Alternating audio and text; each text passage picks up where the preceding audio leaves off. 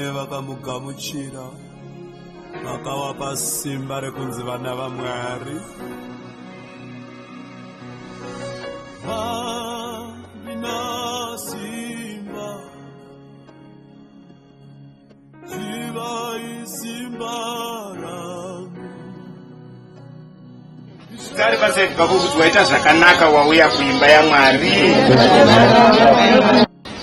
Chii chinonzi kupa, chii chinopiwa? All right, if I may ask. Mama Chachi, mamuripo?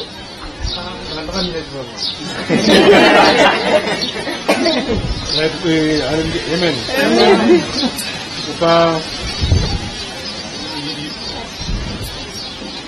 one, kuzvipa iwewe pachako. Give yourself to God. Chechipiri, kugoverana zvese zvauinazvo nehama neshamwari nenzira inodikanwa naMwari. Tinoda kutenda Mwari zvakanyanyisa, handiti? Ehe. So nhasi tirongotipedzise chikamu chatu, handiti ka? Paipa takatanga pane zvimwe zvendaiti ndasirira, handiti? So tirongoti tiwane mukana wekungoti tingozvipedzisa. Hallelujah. Last week takaverenga Malachi chapter 3. But takajamba verse 1 ne 2. Ndetino tingotanga nayo iyoyo. Ndee ndakataura ndikati petaverengesa Malachi ndasiya mamwe mavhesi. Kwete kuti ndaakangano asi ndasiya mamwe mavhesi. Kuita kuti tozoabata pachikamu chetakupinda chino, handiti? Malachi chapter 3.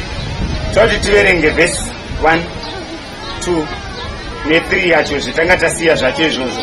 Toti Mwari vatibatsire vatiitire zvakanaka mukati mezuva ranhasi petiri kupedzisa nhau yegiving, handiti? Hatingope mari chete, but tinopa zvese zvetinazvo, handitika? Unopa rudo, unopa chingwa, umwe anenge asina mavheji watomupa, handiti? Giving, tinopa zvinhu zvakasiyana siyana. Vamwe vanoti pakataurwa nyaya yegiving, pfungwa dzinotanga kumhanya kumari. Zvonzi vatanga nyaya dzemari, handiti? Aiwa, giving, tinopa zvinhu zvakasiyana siyana. Hallelujah. Malachi chapter 3 ndichaverenga verse 1 ndichidzika nayo. See, I will send my messenger who will prepare the way before me.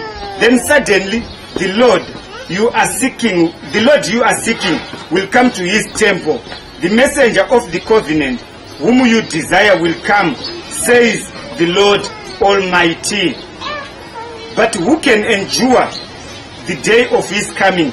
Who can stand when he appears? For he will be like a refiner's fire or a launderer's soap. He will sit as a refiner. He will sit as a refiner and the purifier of silver. He will purify the Levites and refine them like gold and silver. Then the Lord will have men who will bring offerings in righteousness, and the offerings of Judah and Jerusalem will be acceptable to the Lord, as in the days gone by, as in former years. So I will come near to you for judgment. I will be quick to testify against sorcerers, adulterers, and perjurers, against those who defraud laborers of their wages, who oppress the widows and the fatherless, and deprive aliens of justice, but do not fear me, says the Lord Almighty. Hallelujah. I, the Lord, do not change. So you, O descendants of Jacob, are not destroyed. Ever since the time of your forefathers, you have turned away from my decrees and have not kept them. Return to me, and I will return to you, says the Lord Almighty. Hallelujah. And return to me, and I will return to you. But you ask, how are we to return? Will a man rob God? Yet you rob me. But you ask, how do we rob you? In tithes and offerings. Hallelujah. Last week takatangira pa verse 9. Ndiye takaverengesa. Apa tanisina kuverenga. Ndokumbira FG mundiverengere verse 6 kusvika pa verse 8. Chaverenga pa bhuku ra Malachi chapter 1 chapter 3 chapter 3 from verse 6 to 8. Ndini tenzi uye handisanduki. Saka zvino imi vana vaJakobho hamusati manatsa kurasika kwete. imi samadzitateguru enyu akakutangirai makatendeuka mukasiya mitemo yangu yamusina kuchengeta. Chitendeukirai kwandiri, ini ndigotendeukirawo kwamuri. Asi munofanira kubvunza kuti, ko, toiteiko kuti titendeukire kwamuri? Verse 8.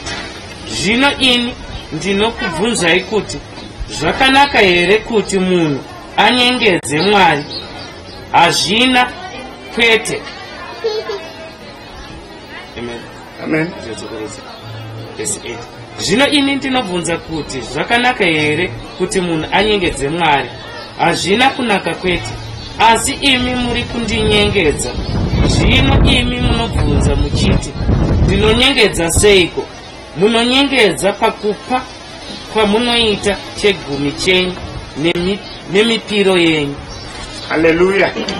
Ndimwari vakatendeka. Hallelujah. Is so faithful. Handiti panapa tiri kuyeuchidzwa ende tiri kuyambirwa kunzi tiri kubira Mwari. Handitika last week hatina kukabata because panotirwadze. Ndo petinobvunza kuti ko tiri kukubirai pane zvipi. Handiti tikadzoka nayo peinotangira chapter 3 iri kutaura iyo ichiti kunyangwe nevanodya zvinhu zvenherera neshirikadzi. Hallelujah. Vachasvika pakutongwa. Handiti so zvese zvetinobvisa muimba yaMwari zvinofanira kushanda basa rani? raMwari. Hallelujah. Vane nhamo avo vanomisuza mafanzi echechi. Handiti hallelujah. Nokuti ndiMwari vakatendeka. So panapa bhaibheri shoko raMwari kutaura zvakanaka vapa vhesi 6 kusvika pa8 zvikanzi muri kundibira. Imi mobvunza muchiti tiri kukubirai pane zvipi? Zvikanzi pamupiro yenyu, maofferings. Handitika nechegumi pabatwa zvinhu zviviri. Handiti ndopetaizoti tine chegumi toita maofferings. Maofferings ari pakasiyana siyana. Ndopetiri kunzi tiri kubira Mwari. Hallelujah. Vari faithful pane chegumi ngatiwezvemawo. Faithful givers pane chegumi. Tiri kubira Mwari. Handiti tese tiri kubira Mwari. Ndo zvataurwa pano neshoko raMwari. Zvanzi return to me and I will return to you. Hallelujah. Nasi tinoda tidzokere pamberi paMwari. Handiti tichibvuma kuti Mwari takakutadzirai, takakubirai papi pane zvegumi. Hallelujah. Toti Mwari vatibatsire. Shungu nevavariro ndedzekuti zvakataurwa neshoko raMwari zvizadzikiswe muupenyu hwako nemuupenyu hwangu. Hanzi hauzofi nenzara as long as wabvisa chegumi. As long as wapa hanzi uchashaya pekuisa zveuchapuwa nedenga. Hallelujah. Nokuti ndiMwari vakatendeka. Hallelujah. So vanoramba vachingotiudza zvakanaka. Panapa ndada kuti tibate pekuti return to me and I will return to you. Mwari vedu vazere nenyasha ende vazere nekuregerera. Tambozvinzwa handiti nauye forgiveness petanichinamata paipai. So toti Mwari vatibatsire petichazopedza toti tiende pamberi paMwari tonamata woti Mwari ndakakubirai zveshuwa pane zvegumi nemupiriso imwe yakasiyana siyana. Hallelujah. Vamwe tinenge tinazvo panonzi love offering but handikwanise kupa. Ndatoita sei? Ndabira Mwari. Handiti ndozviri kutaurwa panapa namuprofita Malakai. So let us return to God. Endi Mwari vanonzwa kuchema kwedu, vanotigamuchira sezvatiri. Vatati Mwari we are now starting a new page. Hallelujah. Toti tanga a new page tizoshaya anoshaya mukati meupenyu hwake. Hallelujah. Matthew chapter 6 chakumbira tingoerengerwa verse 1 to 4. Kana chinge tapa zviya toti Mwari vatibatsire. Ini zvendapa asi vanozikanwa namai makufa. Handiti kuti ndotopira mai makufa kuti panapa mai makufa ndakumboendesa sutu yandakapfeka. Vanogona kuti handi ndakaitenga kusaendesa. Handiti Matthew chapter 6 verse 1 to 4. Matthew chapter 6 from verse 1 to 4. Verse 1.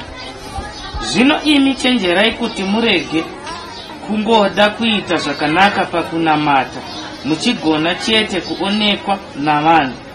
Zvino kana imi muchida kungoita zvinhu pameso avanhu, hapana chinhu chamuchazopiwa naBaba venyu vari kudenga. Hallelujah. Totibate verse 1. Panapa panzi ngwarirai kuti kana tiri kupaka ngatisape zvekufadza vanhu. Hallelujah. Ngatisape zvekuita sei? Zvekufadza vanhu. Pane umwe anonyatso kuti makufa uye wauya manje ndonyatsoibuditsa 100 US handiti ndatsoti ndiri kuunza offering yangu ye100 US ndikuda kufadzai but handisi kufadza denga hapana chendowana in return kunyangwe ndikabvisa 1000 US as long as ndikuda kufadza meso evanhu ndisiri kufadza denga inhando. Haleluya, amen. Auya hake ne2 cents dzake achinyatsokupa nemoyo wese achiti ndiri kufadza denga, iye vanhu mungamuseke but iye anofadza denga ndiye anowana zvakawanda in return. Haleluya. Verse 2. Zvino kana imi muchida kupa mumwe munhu asina zvinhu, regai kuparidzira kuvanhu kana kuratidza vanhu vose sezvinoitwa navanyengedzi padzimba dzokusangana dzavaJudha napamigwagwa. Vanhu vakadaro vanozviita vachida kuti varumbidzwe navanhu. Vanhu vanoita zvinhu zvakadai vatowana kare zvavanotsvaka. Haleluya. Iyanzwisika nditi pane zvekuti ndapa mufundisi sutu, mufundisi mumwe handiti ndavapa sutu ndochitanga kuparidza manje kuti muri kutoona sutu yavakapfeka iyi ndini ndakavapa inini. Hanzi zviri kuitika, bhaibheri shoko raMwari rataura zvakanaka. Hanzi zviri kuitika mumasinagogi. Haleluya. Hazvinomboni zviri kuitika kunzoko but mumachechi zviri kuitika. Hanzi havatori nemubayiro wavo kare. Haleluya. Mubayiro wacho chii? Vakatotukwa kare ende hazvina kana blessing. Haleluya. Kana ndapa hachisiri changu handiti, kana ndatopa hachisiri changu, zvekuti ndichitarisa kuti vazokorobhesa sutu yacho mumba here hazvisinei neni izvozvo handiti.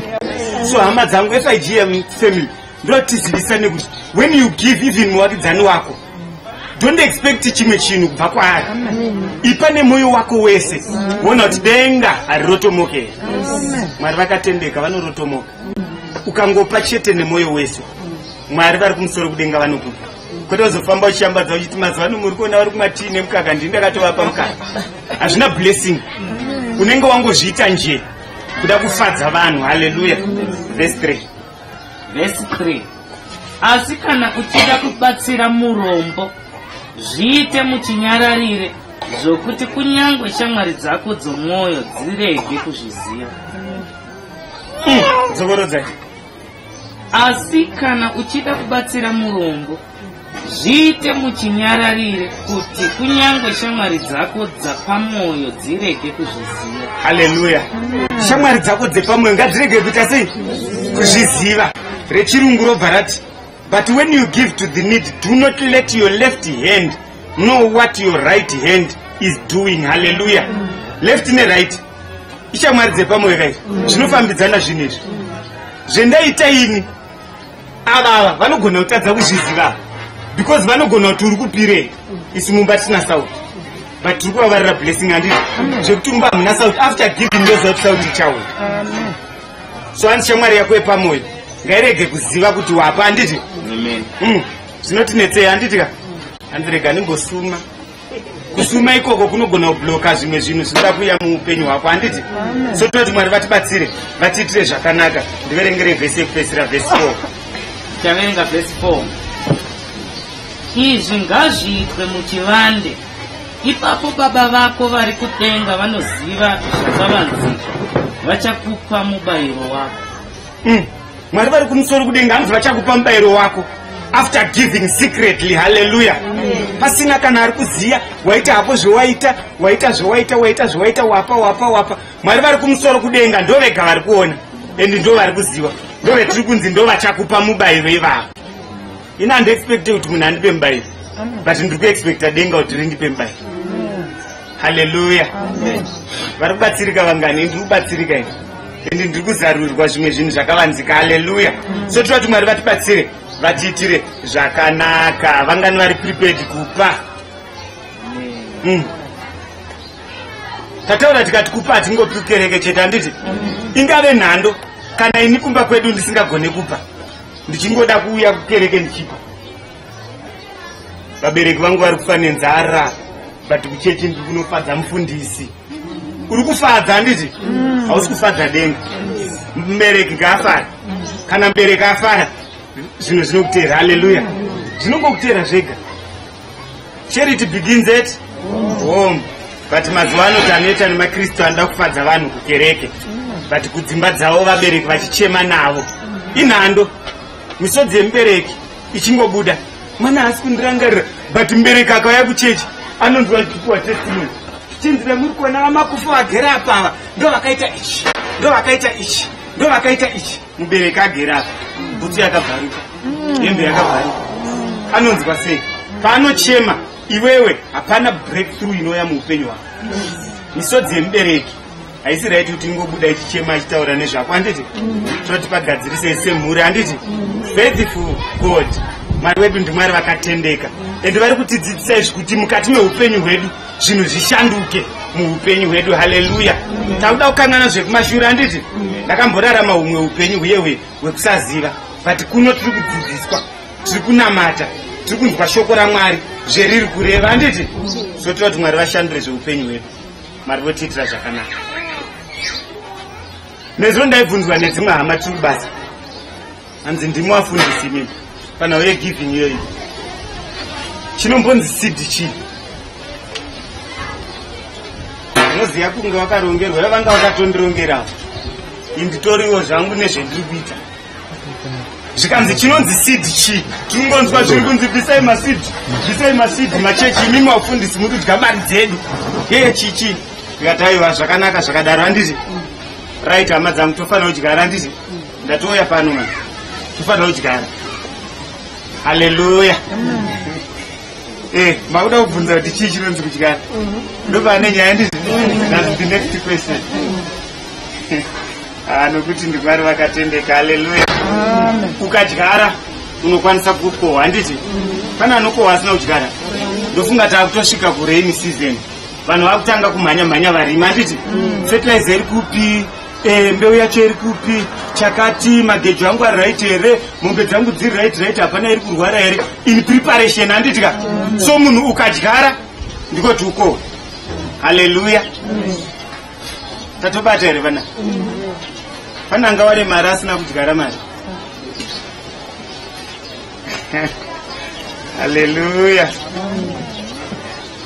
Ya iri ebitrika. Handiti ka but Mwari vakatendeka, ndiko zvirimo mushoko raMwari kuti ukadyara unoita sei? Unokohwa.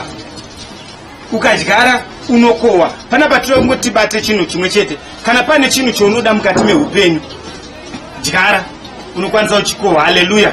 Ukadyara rudo, unokohwawo rudo. Handiti hapana pekuti ukadyara rudo uonekwa uchikohwa makuhwa. Haleluya.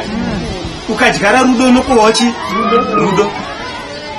Ukadyara kuita zvakanaka unokohwawo kuita zvakaita sei? Zvakanaka. Unoona vanhu vachingokuitira zvakanaka, so ushaya kuti zviri kumbobva kupi. Indine mazitestimony obho kufungika last week rese rapfuura iri kubva Monday to Friday kubasa handaumbotenga chinonzi lunch, but vanhu vaitorwidzana kunditengera chi lunch. Zvakangotanga Monday just like that, ndaendawo ndikanoti ndakundotengawo chikafu. Mwe munhu bvati amuda kutenga chikafu fadha, ndikati ndiri kutenga chikafu, zvikanzi ndiri kutengerai. Vandati Mwari kudzwa itengako mwanangu. Umwe bvati matotengerwa chikafu here, ndikati zvikanzi mangwana ndiri kutenga. Ndikati Mwari kudzwa Monday Tuesday zvatovharana, zvangu zvabhadhara nokuti ndimwana. Ndakanyatsozviita rikoneziro, ndikati nyaya yekupa ukapa unopiwawo. Mwari vakatondipa kabisira. When is the Thursday Friday, umwe aingosvika pamwe ndakagara nguva yelunch, zvikanzi mama matodya here? Nhai fadha, kubasa ndonzi fadha. Manga matodya here? Vandati handisati. Zvonzi alright, it's okay, mirai ndiri kuigirai chikafu chotowe nokuti ndimwana. When you give, Mwari vakati give and you shall receive. Handiti so ukapa unopiwa, and unopiwa zvimwe zvausingafungidzire. Haleluya. Pamwe ndakapa mari ndikafunga ndichawana mari, but Mwari vakangoti rega ndikuprovide nezvekudya kugutse dumbu. Haleluya. Rinove riri kushanda mari dzacho. Handiti feed the body that works. Dambudziko revanhu vanonyima muviri wacho chikafu ivo vari kushanda. Right, tiri kutaura nhau yeseed apa, ndangoti ndipinze kuita kuti pfungwa dzedu dziite sei, dzidzokere panzvimbo. Haleluya. Ndiverengere kuGalatian chapter 6, vaGalatia chapter 6. Yeah, chapter 6 verse. Chimwe ndiverengera 6 ne 8. Verse 6. Tichaverenga Galatians chapter 6 verse 6 and 8. Kana verse 6 to 8. Verse 6 to 8. Zvino munhu anodzidziswa shoko rechiKristu ngaagovane zvinhu zvose zvaanazvo nouya anomudzidzisa. Verse 7. Musazvinyengedza, Mwari haasekwi, nekuti munhu wese anokohwa zvaanenge adyara. Verse 8. Nokuti kana achidyara zvinhu zvenyama anokohwa rufu, asi kana achidyara zvinhu zvomweya achakohwa upenyu husingaperi hunobva kuna mweya. Ukadyarawo zvinhu zvakanaka unokohwa zvakaita sei? Zvakanaka. Panapa zviri kunzi musanyengerwe. Haleluya. Anodyara zvakaipa anokohwa chi? Zvakaipa. Ukadyara zvakanaka unokohwa zvakaita sei? Zvakanaka. Varipo vanyengeri vari kutitadzisa kudyara even muimba yaMwari. Haleluya. Unonzwa uchinzi mari dzenyu dzinozodyiwa. Zvozodi. Usanyengerwe hama yangu. Zvaunodyara ndo zvaunoita sei? Zvaunokohwa. Chimwe chetinozotarisa chino 1 chendinoda kuti tizive FGIM family kuti uri kudyara pakaita sei. Haleluya. Kana uchidyara ziva pekuita sei? Pekudyarira. Ndo dambudziko retinoita. Vamwe tinogona kudyara vandodyara panapa. And expect kukohwa handiti? Because hapana kwechinombosvika zuva rinodoka shiri dzatoya dzanhonga. Ndope munozofamba muchiti hadzi dzedu dziri kudyiwa hapana chendirikumboona muupenyu handiti? But anodyara umo mugadheni nemanyowa. Anoona zvinhu zvichiita sei? Zvichikura, zvichibuda. Modzi inotanga yaorerera handitika? Kana yaorerera ndope munotanga kujeminata paya. So when you give, when you seed for something, tinodyarira zvinhu zvakasiyana. Pamwe ndotoya ndoti ndira kudyarira basa rangu. Handiti? Haribve rangoita ipapo basa racho. Haleluya. Ndo dambudziko retinoita maKristu anhasi.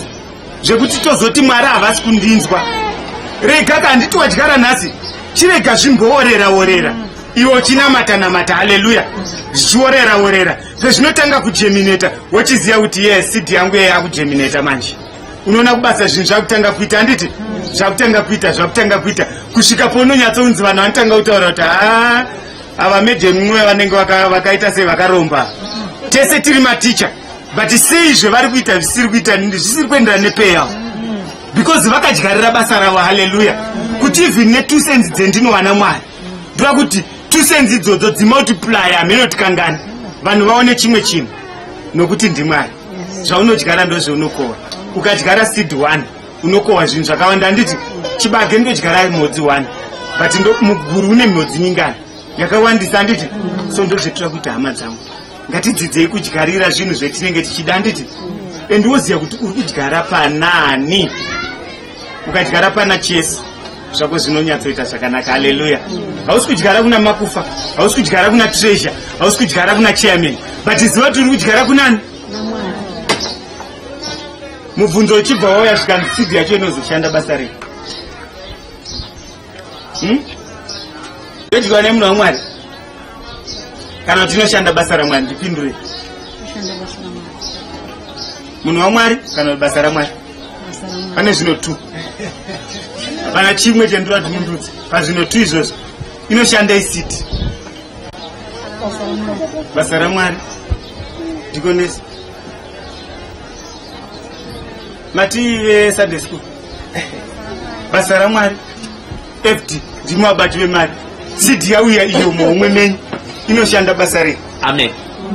Ini ndinofunga kuti it's my understanding kuti seed ikadyarwa kana kuti ikava type inongozvifananidza kuti dzese iseed, because munhu ari kungotaura chinhu chaari kuda handiti? Pane need yekuti mari iri kufanirwa kushanda, inofanirwa kushanda, asi zviri zvebasa raMwari oro munhu waMwari, nekuti munhu waMwari anochengetwa nesu. Amen. Ane minamato yaanotiitira isu takarara, anotifastira, anofastira chechena. Saka kana vakadya mari yacho koisi tichatsvaga kuti yashandei? Tinongoteendesa kumba kwaMwari. I think ndomba toda kutenda Mwari. Haleluya. Mwari vakatendeka, is so faithful handiti? Right. Seed inoshanda basa raMwari. Haleluya. Basa rani? raMwari. ndadyara muimba yaMwari handiti. Saka in return kana zvakuhavheswa zvinofanira kushanda basa raMwari. So seed iyo peinoshanda basa raMwari, Mwari vanoropafadza because zvaenda kubasa ravo. But zvikaenda kubenefit yemunhu, munhu haana chaanotipa in return handiti. Tanzwanana ipapo. Toti Mwari vatiitire zvakanaka.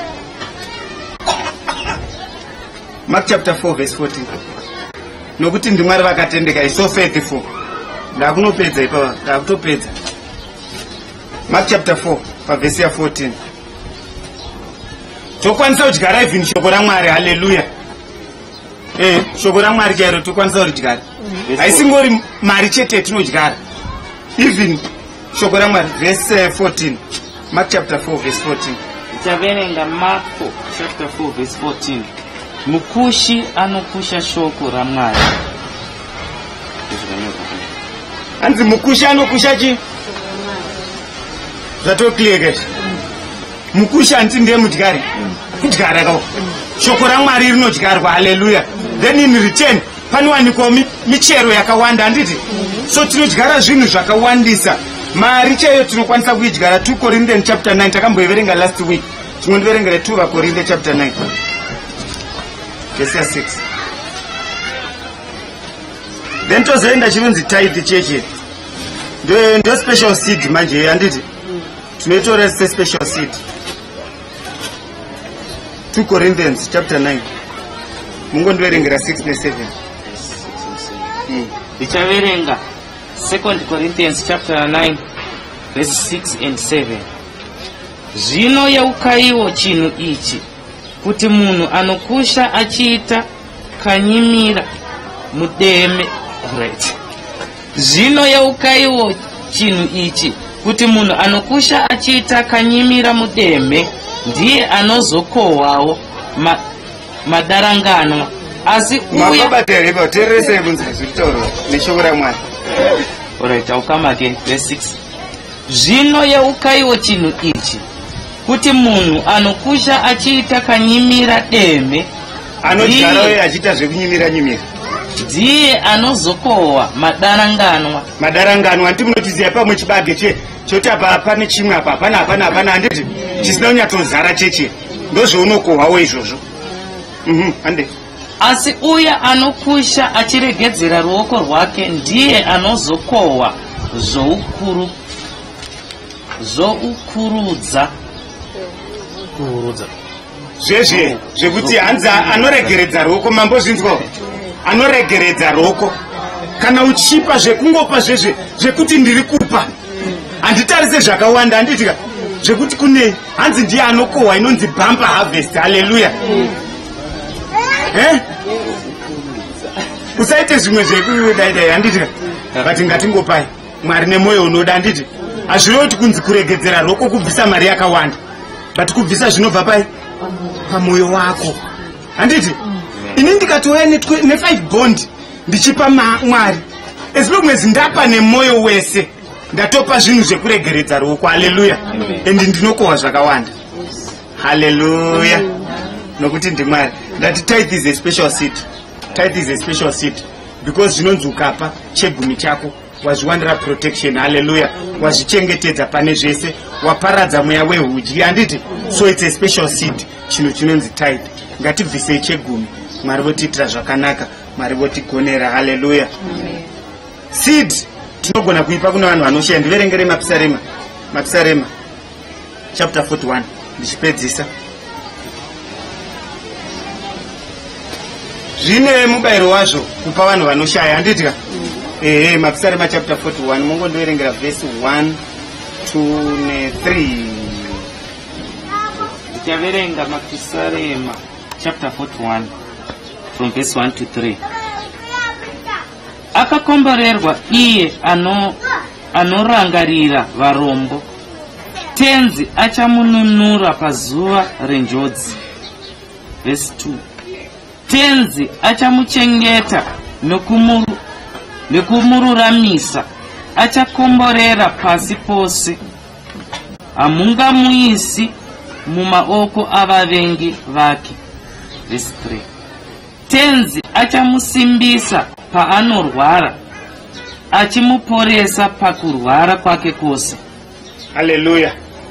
Ndimwari handiti hanzi ukapa varombo mazvona kuti pane chengetedzo yakaita sei, even ukarwara hanzi Mwari vanoita kuti upore because une something chawakadyara kune vanoshaya. Handiti hanzi vachakurwira pane zvakawanda wanda. Haleluya. So vadikanama, whether wapa munhu anoshaya, ziva kuti Mwari vari kuona. Iwe chetisingangode chete ndechekuti wapa makufa ari kushaya wochifamba uchizvipembedza, ndopaunoona usingarwirwe kunyange nepamatambudziko ese unowana. Handiti because ndapa ndine pride, ndichida kuti ndionekwe nevanhu, ndisingade kuti denga riite sei ndione. Haleluya. So mapisarema ayo ngaikubatsire whenever you give, uzive kuti ndiri kupa, Mwari vachandirwira pane zvinhu zvakaita sei zvakawanda. The more you give, the more you receive. Hallelujah. People, the more you give, the more you receive. So the more you sow, the more you harvest. Handiti?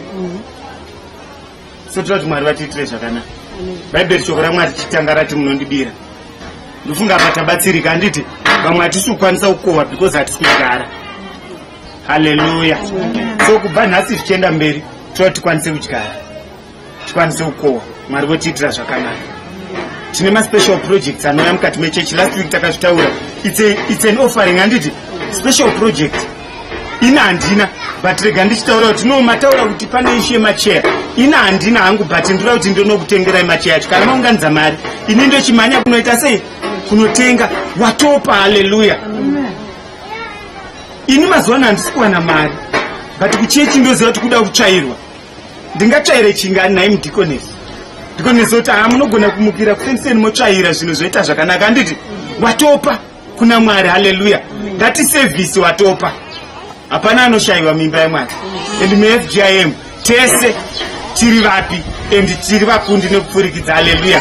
The more you give, the more you receive. So muno muchechi muno tauti munhu wese awane chekuita. Haleluya. Nokuti ndiMwari. Mwari vanoropafadza even mabasa emaoko edu, vakaropafadza. Ngatisakangano yekupa Mwari wacho. Handiti ndikoti Mwari varamba vachivandudza mabasa emaoko, zvino zviendeka. That says the Lord. Hanzi ndinoropafadza mabasa emaoko. Hanzi muri kundibira pane zvipi, pane zvegumi.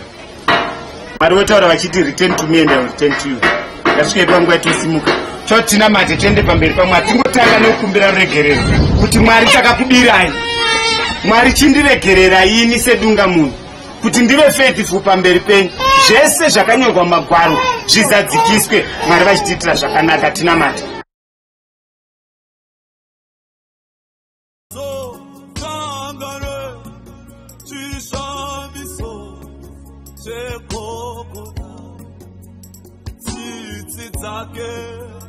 Zinoni, Onesaru, Goru.